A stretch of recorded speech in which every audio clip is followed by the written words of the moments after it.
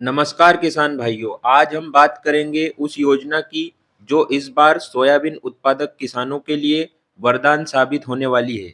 भावांतर योजना 2025। इसमें चाहे मंडी भाव कितना भी गिर जाए, किसानों को मिलेगा पूरा एमएसपी बराबर पैसा। सबसे पहले हम बात करते हैं योजना के उद्देश्य के बारे में। तो मुख्यमंत्री डॉक्टर मोहन यादव ने घोषणा की है कि किसानों को उनकी उपज का सही मूल्य दिलाने के लिए सरकार पूरी तरह से प्रतिबद्ध है। प्रधानमंत्री नरेंद्र मोदी द्वारा घोषित न्यूनतम समर्थन मूल्य एमएसपी 5,328 रुपये प्रति क्विंटल है, लेकिन मंडी में कम दाम मिलते हैं, तो उसका फर्क यानी भावांतर राज्य सरकार आपके बैंक खाते में जमा करेगी। अब हम इसके पंजीयन प्रक्रिया के बारे में जानते हैं। तो किसान भाइयों, इस योजना का लाभ लेने के लिए पंजीयन अनिवार्य है।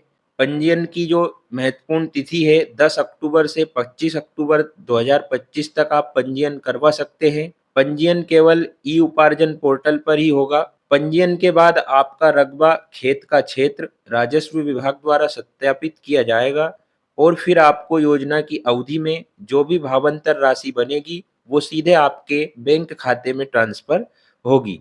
योजना की अवधि कब तक रहेगी, अर्थात हम कब तक हमारे सोयाबीन को मंडी में बेचने के लिए ले जा सकते हैं। तो यह योजना 1 नवंबर 2025 से 31 जनवरी 2026 तक लागू रहेगी। इस दौरान किसान अपनी उपज मंडियों में बेचेंगे और एमएसपी तथा मंडी भाव के बीच का अंतर उन्हें सरकार से मिलेगा। और अब इस योजना में भावांतर का लाभ किस हिसाब से मिलेगा, उदाहरण के द्वारा हम समझते हैं। इसकी मुख्यतः 3 स्थितियों को हम जानेंगे। तो अब किसान भाइयों, इसे उदाहरण से हम समझते हैं। मान लो किसान की उपज का विक्रय मूल्य 4600 रुपये प्रति क्विंटल है, जबकि एमएसपी 5,328 रुपये क्विंटल है। तो राज्य सरकार किसान को 728 रुपये प्रति क्विंटल के हिसाब से भावांतर राशि सीधे उसके खाते में डीबीटी के माध्यम से डालेगी। इस तरह किसान को समर्थन मूल्य बराबर ही राशि प्राप्त होगी। इसकी जो 3 स्थितियां बनेगी उसके बारे में भी हम जान लेते। पहली स्थिति, यदि किसान की उपज का विक्रय मूल्य एमएसपी से कम है और राज्य की औसत मॉडल प्राइस से भी कम है, तो किसान को एमएसपी और घोषित औसत मॉडल प्राइस के बीच का अंतर मिलेगा।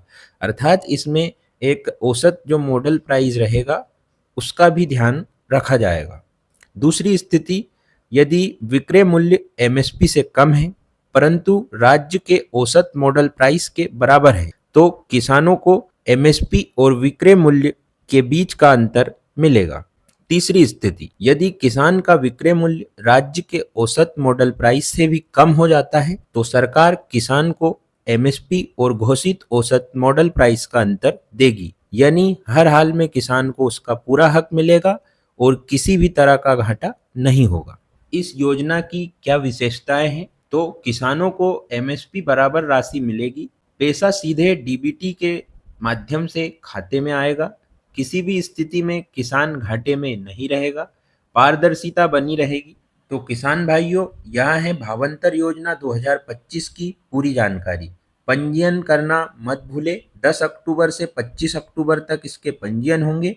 इस वीडियो को ज़्यादा से ज़्यादा किसानों तक पहुँचाएं ताकि कोई भी किसान भाई इस लाभ से वंचित ना रह जाए।